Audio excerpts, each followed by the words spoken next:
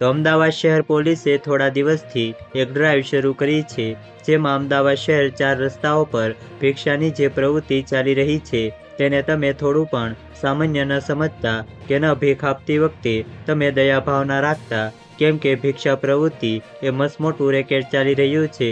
કેમ કે અમદાવાદ શહેર પોલીસની અત્યાર સુધીની ડ્રાઈવમાં ભિક્ષા પ્રવૃત્તિમાં 42 બાળકી અને બાળકો ભિક્ષાવૃત્તિમાંથી મુક્તા કરવામાં આવ્યા છે, અને જેના દ્વારા આ પ્રવૃત્તિ કરવામાં આવી રહી હતી તેવા 26 શખ્સોની ધરપકડ પણ કરવામાં આવી છે, જેમાં ધરપકડ કરાયેલ મોટા ભાગના બાળકો માતા પિતા અથવા સગા સંબંધીઓ હોવાનું સામે આવ્યું છે।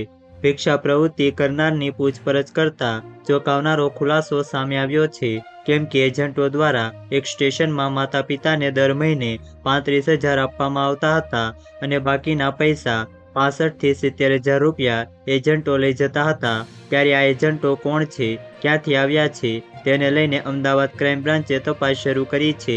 ત્યારે અમદાવાદ ક્રાઇમ બ્રાન્ચનો દાવો છે કે નજીકના સમયમાં આવા તમામ એજન્ટોને પણ પકડી પાડવામાં આવશે અને આ ઘટનાના માસ્ટરમાઇન્ડ સુધી પહોંચવામાં આવશે। તો વધુ માહિતી મેળવવા માટે ચેનલ સાથે જોડાયેલા રહો। વિડીયો પસંદ આવે તો વિડીયોને લાઇક કરી દેજો।